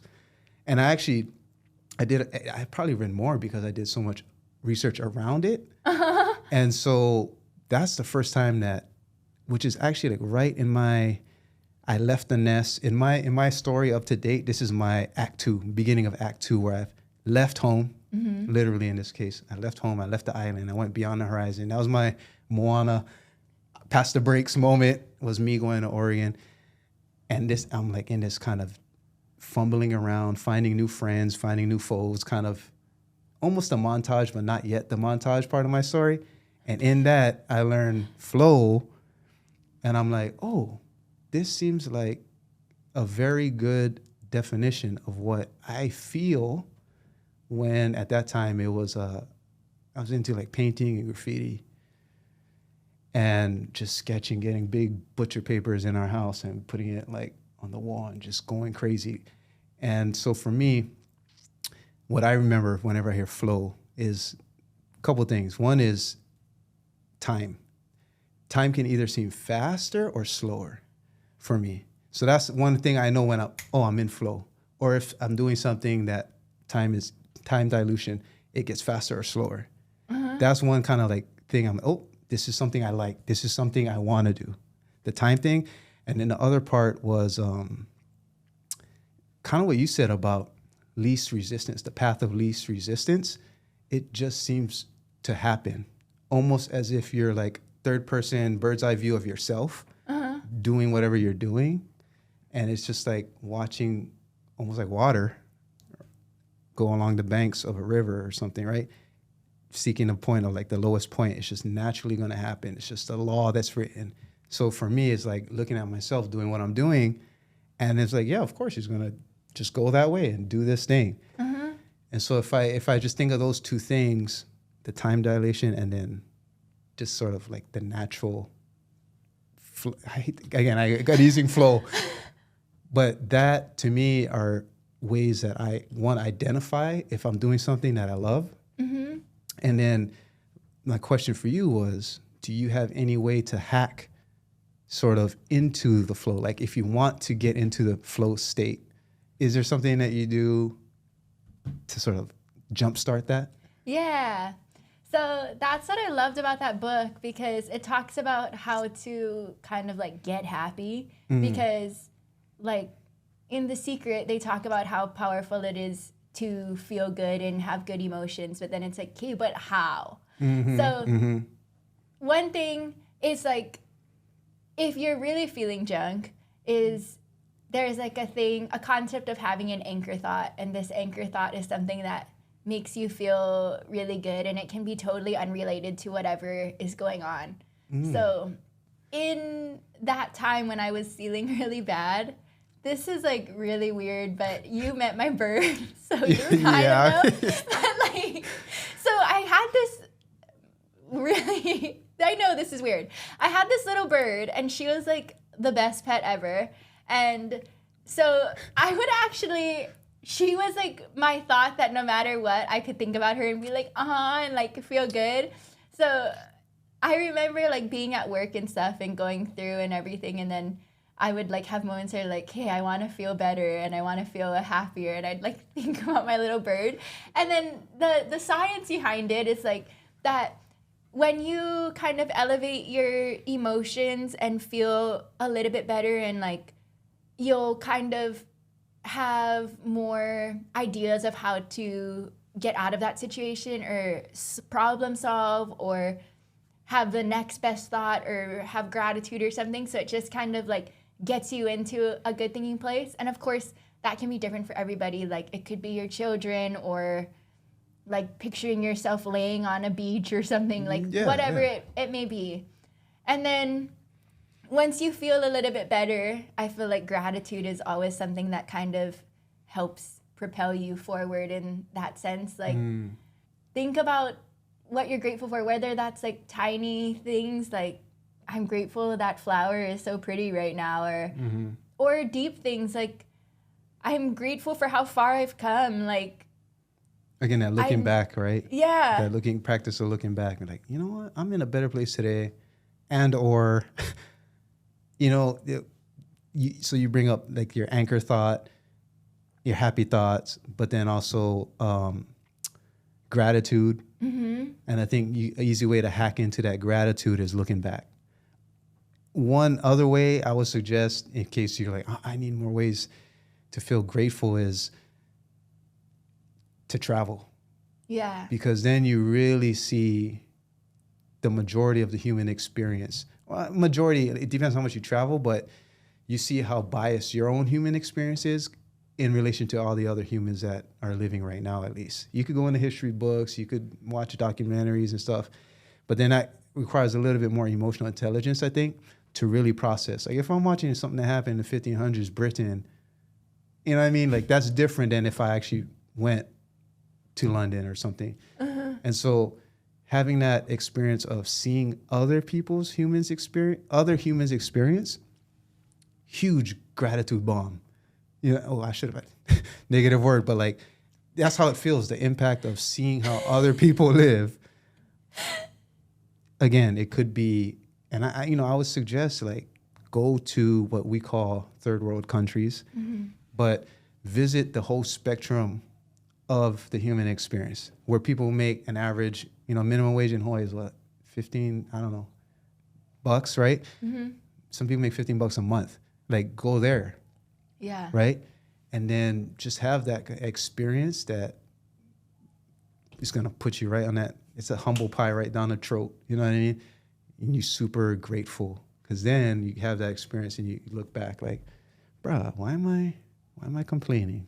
Yeah. Or you know what I mean? Like, why do I really? For me, it's South Africa. I went to this place in South Africa that was like, for me, that's my place. And it's not necessarily like a happy pet animal relationship, you know what I mean? Rest in power. But it's a little bit, it's kind of that, it's like a punch in the chest, like quit complaining. Like to have a situation that people would literally kill for is a blessing. Yeah. And so anytime I feel stuck or ungrateful, or I just need that juice of being like, I'm all right. Yeah. I'm all right. And in fact, that kind of gives me the fire to do better, because why would I waste this opportunity that I have, or these resources, which kind of goes back to that American thing, like the bigger picture is like, yo, even though my passport's expired, I'm happy I got one of them joints. Yeah, for sure. Even though I got an expired passport. But I feel like I also finish your thought on that. No, that's my hack or pillar that I go to is, I've seen different human experiences that kind of like wake me up. It's kind of like a, Inception, the totem. That's like I have those thoughts that are kind of like totems. Yeah. And I'm like, oh yeah, that's right. You don't have to worry about getting macheted or something, you know what I mean? Yeah. You're right. I get to work. That's my thing. So I was curious, like, as a creative. Yeah. I feel like it's also worth saying that being in flow isn't always the easy thing to do either. Like, that's not exactly what I mean when I say there's no resistance, because the easy thing to do would be to stay in that relationship and to stay in a job that is stable and an expected paycheck.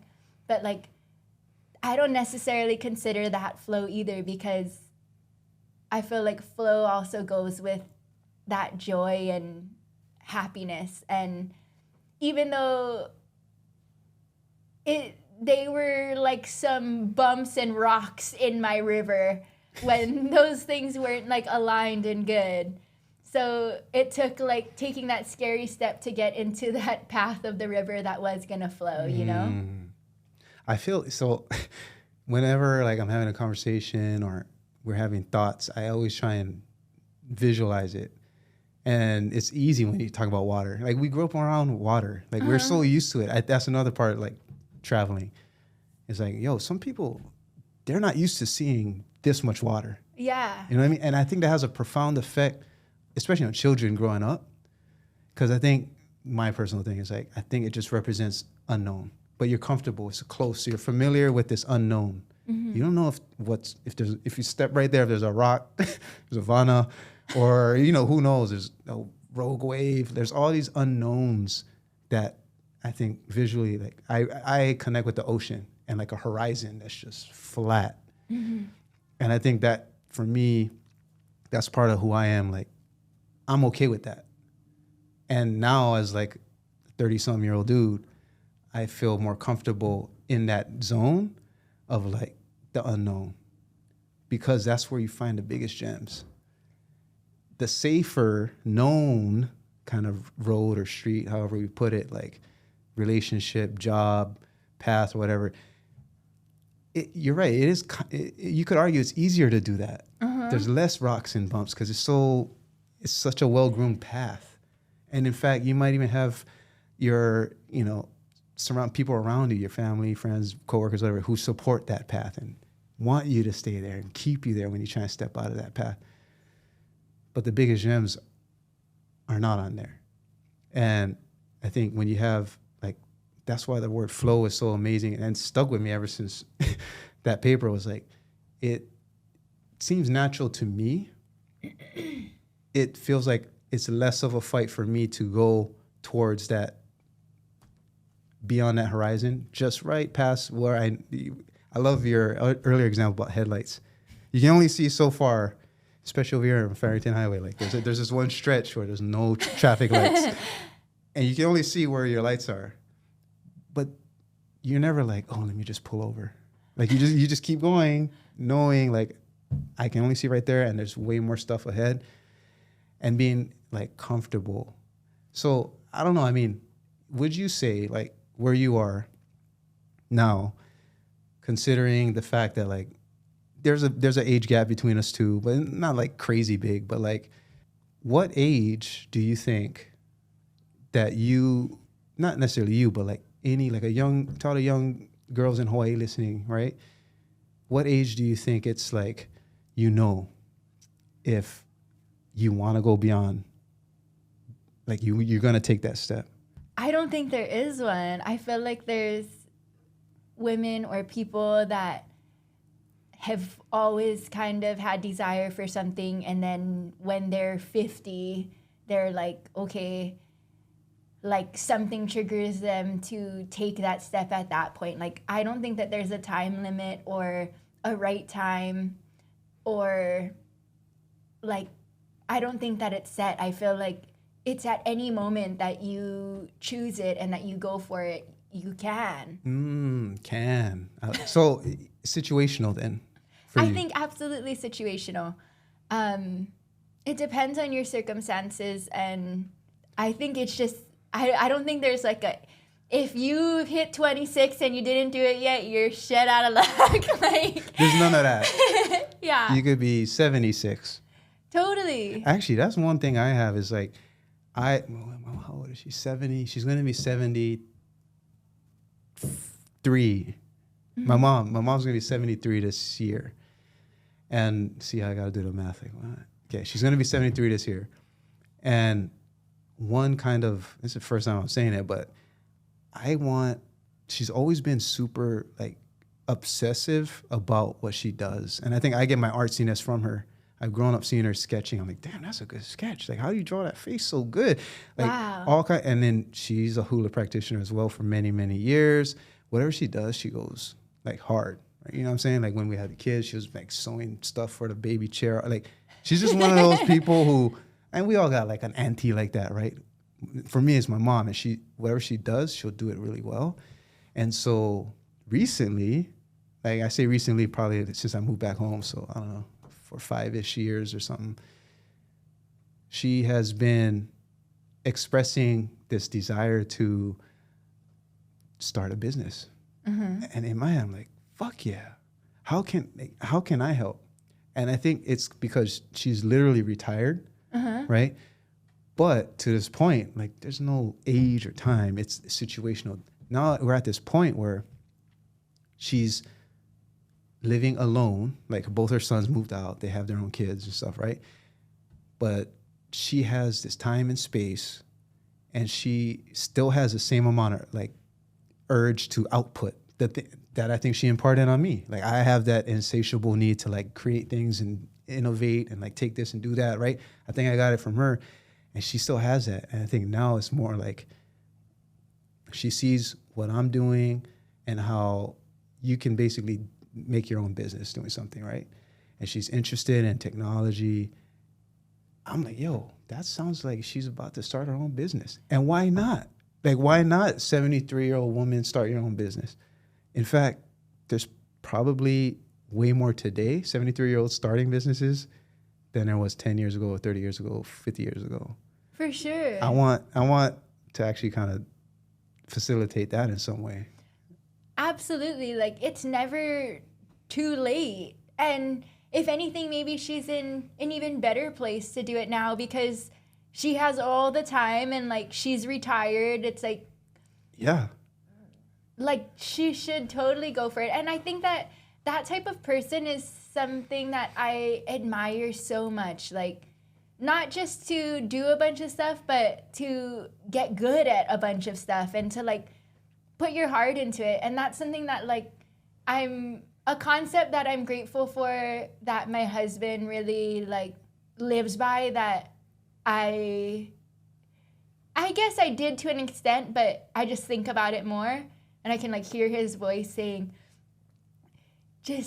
I want to do it good. Like, not to just do it, but whatever you're doing, like, put your best into it. Like, don't just get it done. Do it good. And that's just such a powerful thing. And I feel like you seeing that in her and your brother, like, is why you guys are successful and why you guys are doing such great things today, because you saw this amazing example of a woman like, and then that can be for your like hobbies and your business and your work and anything, you know, like go for it, do it good. I just literally had this conversation because I saw her yesterday. It was my auntie's birthday, so we had like family dinner, right? And so me and my mom riding together, and yeah, I got roasted again for my passport situation, but because everybody knew. I was like, how does everybody know? Even the cousin who like phoned in was like, oh, heard about, Hawaii. Yeah, like, everybody knew. But we had this conversation about, I said, hey, Ma, as a hula practitioner, right? And again, not a half-ass practitioner. Like she went in. Oh, talking about, let me carve this pahu drum out of my coconut tree. Like I was like, oh, okay. Like yeah. I said, hey, describe to me in your words, as someone who's way ahead of the path of Olelo Hawaii, explain to me ma'a. And like I hear it a lot. People say, oh, you're not ma'a to it. And I think there's some overlap with what we just talked about, because again, this is like one day away from me asking her, but it's basically like you can't be ma'a to anything unless you can basically like teach a class. Like that level of, it's not, oh, I tried it 5 times, I like it, and now I'm doing it. Or I sign up, now I'm part of this group. That's not, you cannot use that word ma'a for that yet. That's a deep, deep, deep level of understanding, a deep, deep, deep level of like practice, just hours, you know. And I was like, oh, that makes sense that I'm hearing it from you, like my mom telling me this, because I felt like she is to, for example, being a single parent. Mm-hmm. The way she did it, like she didn't do, not to say anything about other single parents, but my mom as a single parent, I think, you know, she killed it. You know what I mean? Like looking at how many different ways we could have gone. Like a single mom with 2 boys, especially. Mm-hmm. A single mom with 2 boys who now it's 2 men, or especially the adolescence age, where it's like, Mom, you can spank us, it ain't gonna hurt. You know what I mean? Like at this point, it's like we are literally men. Like bigger than her, and probably. then here's little Japanese, like American mom, right? Like the things that she went through, I'm like, yeah, that's why all of whatever it is that she basically, now as a parent, I can see it. As a parent myself, I see the things that my mom, like all the ripples that happen across time. I'm like, oh man, she's no joke. She gets it done. And now in her 70s, I'm like, yo, she could actually start this business. Like, why not? And if she did, I don't see any reason why it wouldn't be as successful as her sons or her hula journey or anything else that she's done. So, and actually, I want to get Mom on this too. Because that conversation, I want to listen. That conversation I had yesterday, I was like, man, I wish I was recording it. You know how it is where it's like, you could take out the camera or not. And sometimes I'm like, I won't take it out. Yeah, you got to just be in the moment. Yeah. How is that for you when you're like, should I? One thing, my wife is like, oh, you make all these family memories for other people, but not us. And I was like, ooh, that hurt. Ooh. And I was like, you're right. I'm over here at weddings, like making moments for other people. But what about us? It's like, damn. So that's why I was like, you know what? Make this thing one, just make it available. I have my brother already, but my mom is one that I think is going to be. I mean, imagine a conversation that you recorded with your husband's mom. You know what I mean? That journey too, where even if you don't share it or anything, I just like having that album, that video, instead of a photo album, like a video album of this moment in time with these people. Even if it's for archival family eyes only, like there's something to be said about having conversations and preserving them. Yeah. Preserving moments for future people, bloodline, whoever. And it's hard to draw that line though. Like yesterday when I'm having this conversation, I'm not like, oh, sometimes I will like pull out my phone and do the voice memo, you know? I love that. But I was driving too, so I was like, I'm just gonna stay in it. Do you have any trouble with that when you're like, should I record this or should I just? We all do, I think, to some degree. I don't know. I like to be in the moment. I feel like because I guess I'm scared that if I start recording it, it's not going to be the same. You know? It's that camera in the room. Yeah, everybody changes. It's weird. Like we talked about, people get weird. People do get because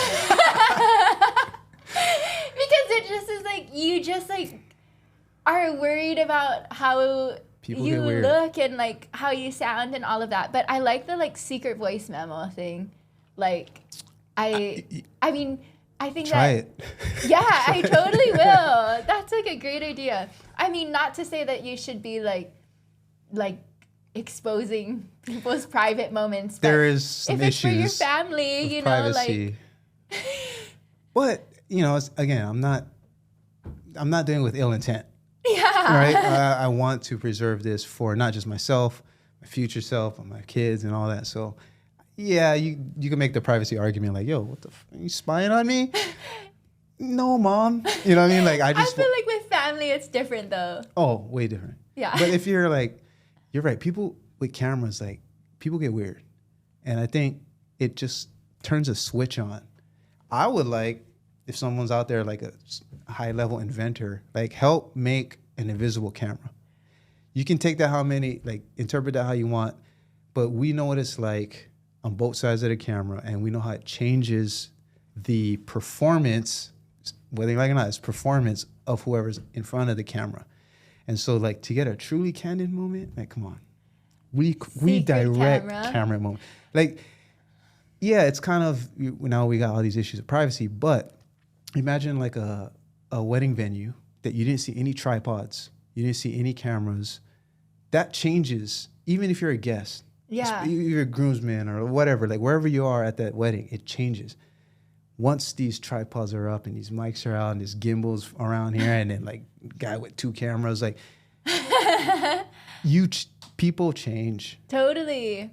It's such a double-edged sword because yes, like secret cameras would get like such genuine moments. But then there's such horrible people out there that would use it for such horrible things that it's like, that's the Pandora's box right there. Like, it could go so wrong. It could be super, super, super bad. I know. But I totally see where you're coming from, and it could be so positive too. Yeah. It's like the best and worst. Yeah. You would get the real candids, but then you'd be like... You'd also get a lot of secret footage that was very You're ruining lives. Literally. Put bluntly, like, yeah, someone would use that in the wrong way. For sure.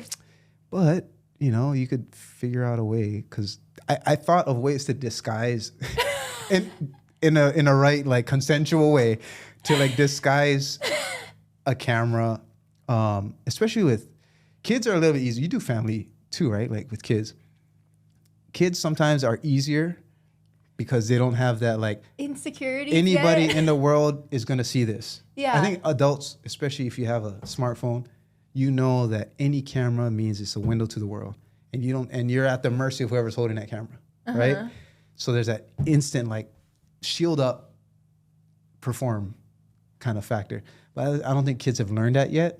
So sometimes it's easier when you're shooting with kids or families. And I thought like, well, to the kids who are onto it, maybe like, how could maybe you even use it, when you want the kids to look at your camera, you have like a toy or something. Yeah. But the opposite of that, where it maybe looks like this or something. Okay. Okay, now we get real spy, 007 stuff. But, something that you don't associate as a camera, to get, again, with the goal of being very, respectful, but like to get the candid moment. I think it's so hard today to get a candid moment. Yeah, like a truly candid moment. Because, I know how to direct.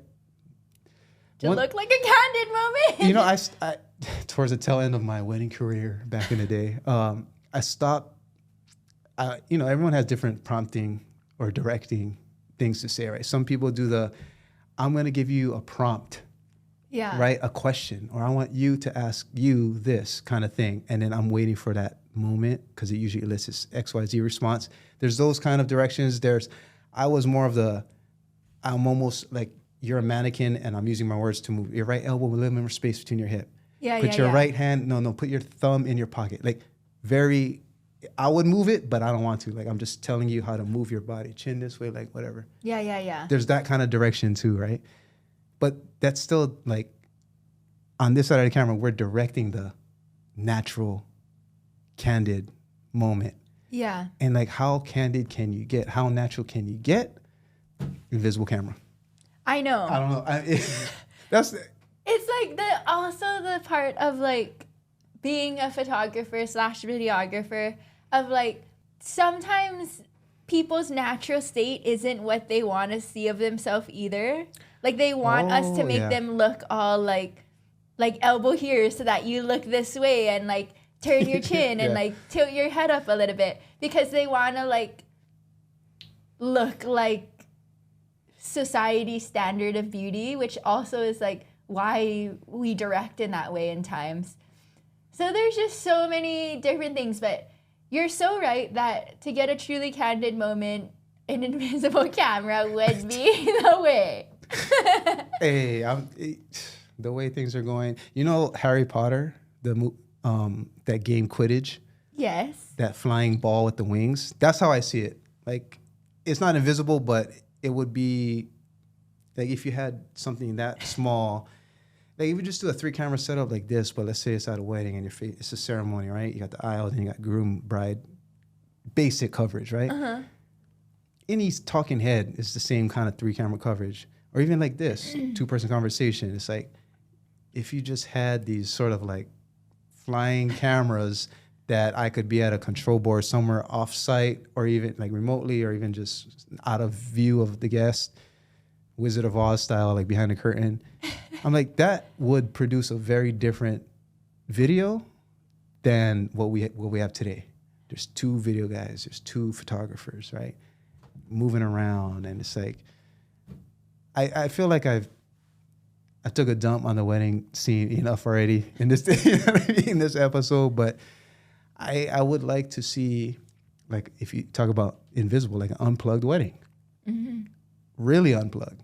But then, you know what? You're not gonna have any photos or video of the moment. I'm sure there have been elopements, even weddings, where there's like straight up nothing. And like, okay, I'm not saying that people shouldn't have wedding photographers or videographers, like, because to have those memories to look back on is special. But sometimes being in the moment is just the most beautiful thing, which is why I don't bust my camera out when I'm having a moment with somebody. But I don't know. It's that both sides, right? Like, to just enjoy something for what it is and be like, okay, yes, this isn't, like, this is just for me right now. I think there's a beauty in that. It's like, it's real and it's authentic and it's like just for you. Like, it's really special and it's just for your memory bank. Like, that's it, you know? But it would be cool to have those moments too. So I don't know. What photographers or videographers do you like? Simone Comine. I love her work. It's super interesting and cool. And videographers, Pono Grace. He's awesome. What do you like about? I like how he gives that effect of candid. Like, it just feels more raw to me. And artistically, I love his style too. The coloring? Yeah, and how he shoots stuff. I think it's like moody and I was going to say that exact word, moody. Very moody. Why? Because it's dark, like crushed blacks. Like, how does, I get like, don't get me wrong, I like his stuff too, right? I think everybody in Hawaii is like, oh yeah, Pono. Yeah. Because, hey, like you said, when you watch it, it does feel, even if it is directed, it doesn't feel as directed. Yeah. Right? So you feel like you're getting that taste of that candidness that we all want, right? It's like, I want the real thing. So Pono,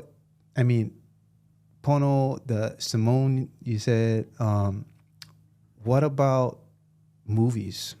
Like, what movies do you like? Photo, video, movie, or director? I'm the worst at this kind of stuff because I don't really know like directors by name. And I don't watch that many movies, honestly. Oh, okay. But or I music. Don't know. Trying to get a profile of your artistic creativity, your artistic profile. I guess I like the guy who made Moana and like Miranda or Encanto? Wait, Miranda. I said Encanto. No, isn't there like a producer or something that made like Moana and like Little Mermaid and all of these things? I'm the wrong guy. I don't know. Maybe you should cut this out before I look so No. I mean, I'm curious because like I'm trying to look at the bigger picture, right? Mm-hmm. And bigger picture is just girl from Hawaii, guy from Hawaii, talking about video, but also photo, website, like design, artsy, creative, right? That's kind of, but then if we kind of like just zoom out one, I'm trying to get a better, because I think what we consume is, whether like unconsciously or not, like we also produce it. And I think what we choose to consume, right, also gives us insight to what we produce, what we create. So like, if you choose to consume these audiobooks, for example, or books, audiobooks, same thing, podcast, all the stuff, it's literally like food. Again, the food parallel here. We use the word consume, like consuming content. Mm-hmm. It's like a diet. Like we have a diet with our eyes and ears, right? Not just our mouth and our nose. Like we choose to eat, to consume whatever Netflix documentaries or 2-3 hours a day of YouTube. Like we're making that choice the same way you choose to eat a plate lunch with double carbs and 3,000 calories. You know what I mean? Like we make that decision to consume it. And so I think it says a lot about like that person. Like, what do you eat? Your diet. That's kind of what I was just like, oh, I'm just curious because there's so much options today. Yeah. And we're participating in that digital economy, you and I, for businesses, but for ourselves. And, you know, I'm optimistic, glasses half full kind of guy. And I think that even with all this tech advancement and all this new players to the game, these gates that are opening for the everyday person to be doing the same thing that I'm doing, I think it's only going to elevate the game. It's only going to let me do more in different ways, different people, different audiences, right? And so looking forward, right, when you're over there speaking French fluently, you know what I'm saying? And like when all of these cameras are outdated, like what kind of Hawaii do you want to see? I think I got an idea of the kind of Crysta you want to be, but like what kind of Hawaii do you want to see in the near future? Very broad question, but I know there's a lot of people who see Hawaii, and especially as a cultural practitioner, you know what I mean? What would you like to see Hawaii like in, let's say, 10 years? 2033. What kind of Hawaii do you want to live in? I think kind of similarly to who I would want to be, I would just want to see more people doing what they love and going after what they want in their life and being happy and living beyond the norm and living their wildest dream versus what's easy and comfortable, and being empowered to do so with all these 10 years in between. But what's the biggest problem? What's the biggest barrier to that you see? I think it's what people think should be done and like a lack of belief in what's possible and just going the easy, expected route of what they think that they should be doing. But I feel like already today, I don't know, that came out weird, but already today, there's so many more people talking about having their businesses. Not saying that everybody should have a business, like that's totally something just if you feel called to that. Mm-hmm. People can totally be happy with a job if that's what they want, and they can have hobbies and stuff that light them up. But I do feel like already in this day, there's so many more people taking that leap to start a business because there's more coverage on it and there's more seeing other people succeed that's making them have that courage to go for it too. Like similar to me, how seeing somebody else do it made me go for it. I feel like there's more media on people going for it now that it's inspiring other people to do it. So I imagine in 10 years from now, that will be amplified even more. More people going after it, inflow. Yeah. I only say this because, you know, before we even started recording, we're talking about your living situation, why you had to get out of that. And it's just a reality of Hawaii, and I doubt it's specific to Hawaii. But like, I was just at a place where literally, Y&I, Westside kind of things, where there was a game room across the street from where I was. And this guy was, like right before I got there, my friend was like, bro, this guy on the street was just like, he had a blowtorch and he was just like doing this to his arm, and they wrote on the wall with a Sharpie pen, like parking $10. This, you know what I mean? And it's he told me the whole like story. The mom passed away, so like the surviving son, all his friends sort of took over, turned it into a game room, and that's why there's all this like sketchy stuff. And I was like, you know what? It's not something that only happens in Hawaii, but I think when you live on an island with 1 million plus people, you're so much closer to it. And I don't know if that's something that is part of like who we are as somebody who, like a local person, quote unquote local person, right? It's like, it's just, we all have that one cousin who got locked up, and we all have that one cousin who's this and that. Like, we're so close to a lot of these bigger issues. And so whenever someone asks them like, oh, what do we do about like big homelessness, cost of living in Hawaii, education, unemployment, like these things that, you know, it's election season, right? Kind of thing. It's like we all have someone in our family that is affected by each one of these. Like if it was a debate for a campaign, we all have somebody in our mind for every single topic. And I don't know if that's because we live in this very like concentrated population on an island, or, you know, I'd like to ask somebody who grew up, I don't know, in Wyoming, or, you know what I mean? Like in Idaho, where it's like my nearest neighbor was a mile away type of thing. I don't know. It's something that I think about, like how special or how unique growing up here actually is, and how much that is like part of us. I think it's something that probably someone out there has already researched. You know what I mean? I'm not the first one to ask this question probably or think about it this way, but I think there's a Hawaii lens, right? That we, whether we know it or not, we kind of look through, we filter through, and like I embrace that. It's not something I think is like bad or good. It's just like part of who we are. So it's cool to see you making those ripples, making those waves in Hawaii with all these other businesses. It's kind of why I actually reached out to you too. I'm like, man, this girl's getting busy. She's not just this photographer. Like, I don't want to downgrade or like undermine like people who are photographers, but it's cool to see you making so much impact with other people, empowering other women.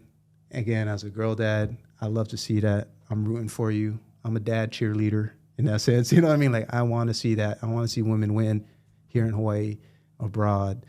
I'd just like to give you the chance here to like wrap it up with any kind of thoughts or even a call to action. Like, go ahead, plug your stuff. Where can people find you? All of that. So you can find me at christaylor.creative on Instagram, or on my website at christaylorcreative.com. And my last word is just know that anything that you desire has been put on your heart for a reason, and you are capable of doing it.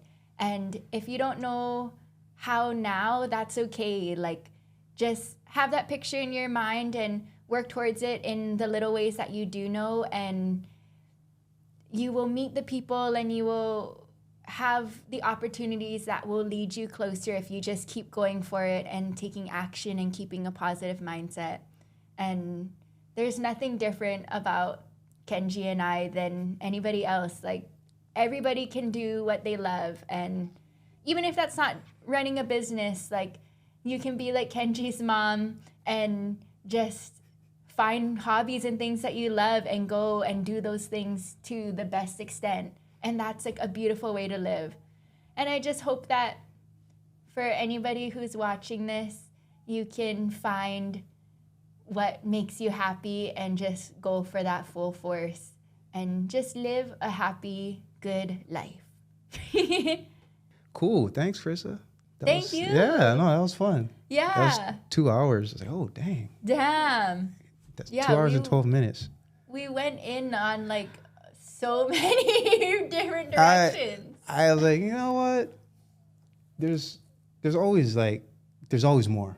You know what I mean? You can always talk about so much stuff, but what for me, the top of mind was just like your journey, your development, also like just giving you the props you deserve. And like I'm inspired by what you do as not just like a local business owner too, but like the girl dad angle. I'm like, fuck, I just love seeing these local women killing it. That's how I want, we're not at the age yet where, well, she has had a couple of karate tournaments, our oldest one. But like that act of like cheering for this young woman, you know what I'm saying? Like I started my journey of showing up and cheering. And I feel like that's part of my duty is to cheer on, to be that person cheering for all these people. So I feel like you're doing that. That's cool. I always get Hail. Hail? Hales. Yeah, that's what she goes by. I didn't know she was like the one that like you're like, damn, you can do it. I can do it too. Yeah, for sure. That's dope. And I feel confident that your girls will be really successful because you believing in them as their dad will give them that belief in themselves, Like some kids grow up and have like parents who are like really trying to stick them in a box or even just like straight up making them feel like shit, like it's so sad, but it's so real for people. Like not everybody gets like an experience of having supportive parents and parents that love them, and that's already gonna like set them on such a good path, and just like the fact that you're doing it, they're like seeing it and soaking that all up like right now, even if it's like they don't really realize it yet, like when they get older they will. I think being that example, right? Because I know now, like I've said, hey, don't do this, don't do that, but that's not as effective. Again, back to the communication thing, like it's not as effective as me doing it. So I'm like, hey, pick up your freaking wet towel after your bath. Like I do it myself, but like I'll do it in front of them just so they keep seeing it. And then if it's something like, doing homework, that was the one. Because now they got homework. I'm like, okay, let's do homework together. Really, it's just me like doing work, editing or something, but you're right next to me doing your addition. You know what I'm saying? Like, and now actually my oldest, now she like, hey, can I edit with you when she sees me editing?